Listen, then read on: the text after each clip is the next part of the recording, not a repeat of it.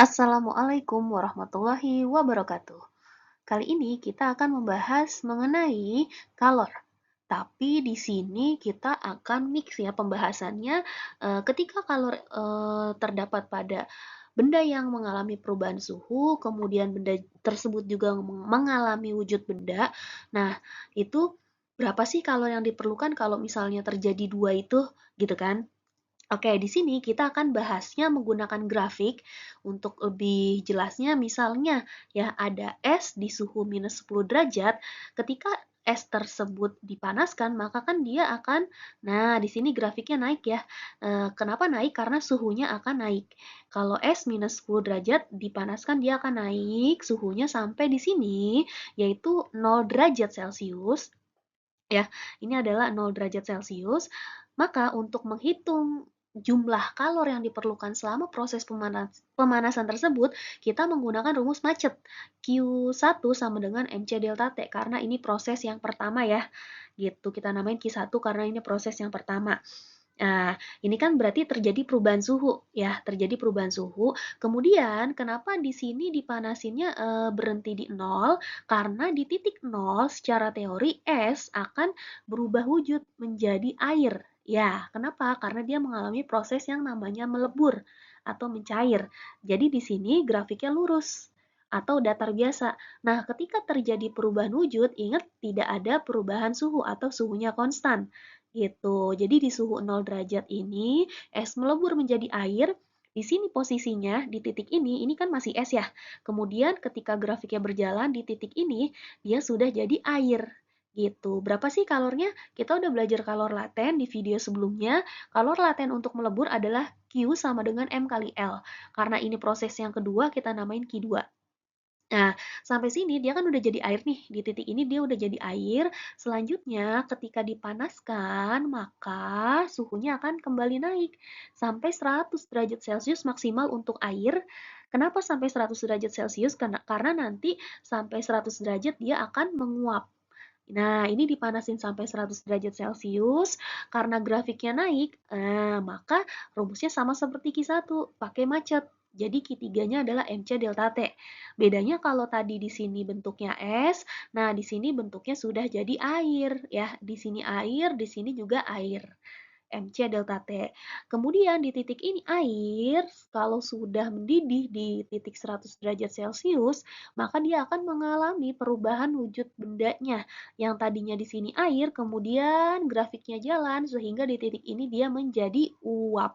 Ya, di sini air, di sini dia akan menjadi uap.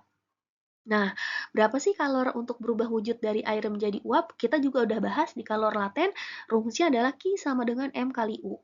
Karena ini proses yang keempat, kita namakan Q4. Ya, kemudian masih bisa lanjut lagi nggak? Bisa. Masih bisa lanjut sekali lagi. Di sini kan titik ini dia udah jadi uap ya. Dia udah jadi uap. Kemudian uap tersebut apabila dipanaskan lagi nanti suhunya bisa naik. Nah, suhunya bisa naik misalnya sampai 120, sampai 150 dan seterusnya. Ketika uapnya dipanaskan, maka di sini terakhirnya juga sama jadi uap juga. Berapa sih kalori yang diperlukan? Rumusnya sama kayak grafik yang naik-naik kayak tadi ini kayak Q1, kayak Q3, yaitu MC delta T ya. Bedanya kalau di sini tadi es, di sini adalah air, di sini adalah uap gitu. Dan pastinya kalau wujud bendanya beda, C yang merupakan kalor jenis beda tentunya beda ya. Kalau di sini kalor jenis es, yang di sini C-nya kalor jenis air, kalau di sini berarti kalor jenis uapnya berapa. Gitu. Buat kamu yang masih bingung tentang Q M kali U, ini M kali L, MC delta T, silakan kamu lihat video yang sebelumnya biar nanti nyambung belajar ini. Gitu. Oke, ingat ya, ketika terjadi perubahan suhu, maka tidak ada perubahan wujud, dan begitu pun sebaliknya, karena di sini yang perlu kalian ingat, perubahan suhu dan perubahan wujud itu tidak terjadi secara bersamaan, sebagaimana grafik yang kita bahas nih. Ya, di sini perubahan suhu doang, di sini perubahan wujud, di titik 0 kan nggak berubah ya suhunya, kemudian berubah suhu, kemudian berubah wujud, kemudian berubah suhu, dan seterusnya. Begitu. Oke, kita masuk ke contoh soal. Soal berikut, Kalian perhatikan baik-baik di sini 5 kg es, ya, suhu awalnya minus 22 derajat Celcius. Dipanaskan sampai seluruh es tersebut mencair dengan suhu 0 derajat Celcius. Artinya di sini kita gambarkan grafiknya, dia awalnya minus 22, kemudian dipanaskan sampai suhunya 0 derajat, ya, berarti di sini terjadi perubahan suhu dari minus 22 ke 0. Perubahannya sebanyak 22 ya, berarti 22. Kalau perubahan suhu artinya kalor yang diperlukan pakai rumusnya macet atau MC delta T. Tapi perhatikan di soal ini bilangnya seluruh es mencair. Berarti juga terjadi perubahan wujud di mana di titik 0 ini ya sampai sini kan dia masih es nih bentuknya ya karena di sini terjadi perubahan suhu doang. Di titik ini es tersebut akan melebur menjadi air. Nah, di sini proses meleburnya sampai di titik ini dia jadi air. Dengan begitu, rumusnya kita pakai yang M kali L, kalor laten, kalor lebur. Nah, sampai sini kita udah tahu nih, ternyata untuk menjawab soal berapa jumlah kalori yang dibutuhkan di soal ini, ada dua kalor yang harus kita hitung, Q1 dan Q2. Maka kita hitung dulu yang pertama, Q1 MC delta T atau macet. M-nya di soal 5 kg, C-nya perhatikan karena di sini prosesnya adalah bentuk es, proses untuk es yang naik suhu, maka kita pakai C-nya adalah kalor jenis si S-nya. Di soal ada 2100 ya. Kemudian delta T-nya tadi perubahannya dari minus 22 ke 0 sebanyak 22. Maka kita kalikan angka-angkanya, 5 kali 2100 dikali 22. Hasilnya adalah 231 ribu joule gitu. Oke, udah ketemu Q1, Q2, tinggal M kali L doang, tapi perhatikan si apa? L-nya ya. Kenapa perhatikan L-nya? Karena di soal jika kalor laten es 333 kJ per kg, ini kan kalor lebur esnya, tapi satuannya masih kilojoule. Nah, sedangkan kita udah belajar pasangan satuan, kalau kilogram pasangannya dengan, iya, kilogram pasangannya dengan joule per kg kalor leburnya. Maka ini kita ganti dulu kilojoule ke joule dikali 1000 ya, 333 dikali 1000 jadi 333.000 joule per kg yang kita pakai untuk L-nya. Maka 5 kali 3000, maaf, 5 kali 333.000 hasilnya adalah ya 1.665.000 joule. Kita perhatikan di jawaban soal, di sini semuanya adalah kilojoule, kilojoule, kilojoule ya. Maka Q1-nya kita ganti menjadi dibagi 1000 ya, 231.000 dibagi 1000, ini tinggal nolnya kita coretin aja 3. Nah, jadi hasilnya adalah 231 kilojoule untuk Q1. Kemudian Q2-nya kita bagi 1000 atau kita coret aja nolnya 3. Maka jadi Q2-nya adalah 1665 kJ. Nah, Q1 tambah Q2 adalah kalor yang diperlukan. Kita jumlahin ya, Q1 tambah Q2-nya. Tinggal masukin angka yang sudah kilojoule tadi. 231 tambah 1665 hasilnya adalah ya 1896 kilojoule. Gitu. Gampang ya? Oke, kita coba satu soal lagi.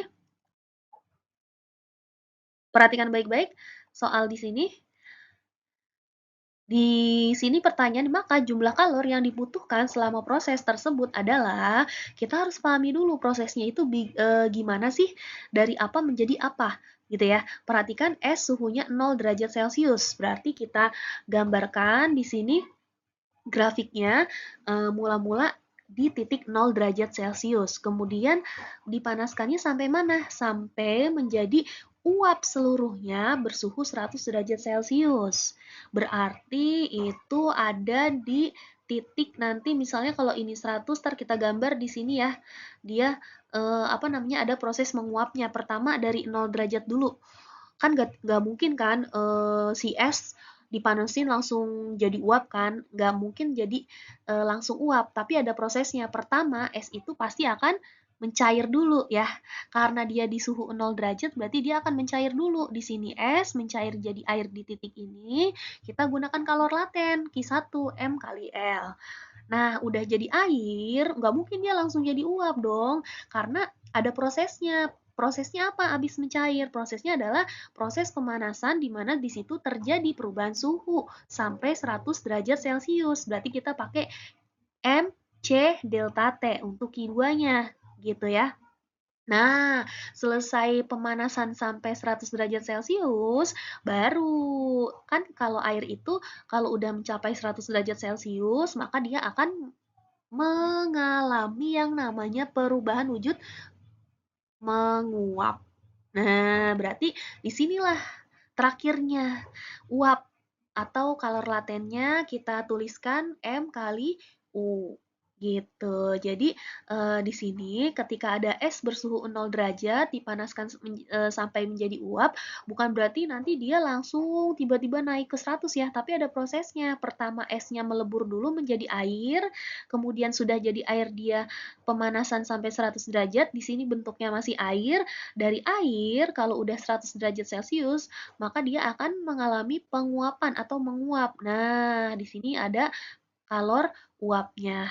Jadi ada 3 proses, kita cari satu-satu. Pertama Q1 M kali L, M-nya di soal 500 gram, L-nya 80, kita kalikan 4000 kalori ya.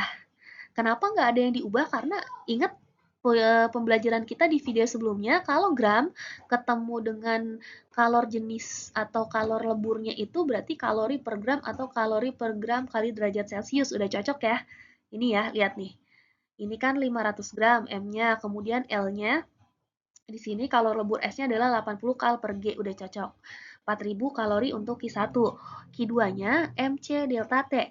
M-nya masih sama 500 dikali C-nya adalah kalor jenis S. Maaf, C-nya adalah kalor jenis air. Kenapa? Karena di sini proses pemanasan air yang terjadi ya. Di sini bentuknya sudah jadi air, berarti kita pakai kalor jenis air. Di soal kalor jenis airnya berapa kita cari? Nah ini kalor jenis airnya 1. Kemudian delta T-nya karena dipanasin dari 0 sampai 100, berarti perubahan suhunya dari 0 ke 100 ya 100 dong. Kita hitung deh. Tadi M-nya 500 gram, dikali C-nya di soal 1, dikali delta T-nya, perubahan suhunya ini 100. Jadinya 50.000 kalori untuk yang Q2. Terakhir, Q3 kita cari M kali U doang. Tinggal M-nya 500, U kalor uap. Air 540 ya di sini ya. Jadinya dikali 270.000 kalori. Kita gunakan penjumlahan untuk Q1, Q2, dan Q3 supaya tahu totalnya berapa. Maka 4.000 ditambah 50.000 ditambah 270.000 hasilnya adalah 324.000 kalori. Nah, sampai sini semoga kalian paham ya untuk soal grafik kalor. Kalau yang udah sering latihan, sebenarnya tanpa membuat grafik pun udah paham di bayangannya. Oh iya, misalnya 0 derajat Celcius dipanasin sampai uap seluruhnya, berarti melebur dulu, terus naik suhu ke 100, baru nanti dia menguap gitu. Tapi kalau misalnya yang masih awal, belum ada gambaran, boleh kalian berlatih membuat grafik sambil ngebayangin gimana prosesnya sesuai dengan yang ada di soal. Terima kasih. Wassalamualaikum warahmatullahi wabarakatuh.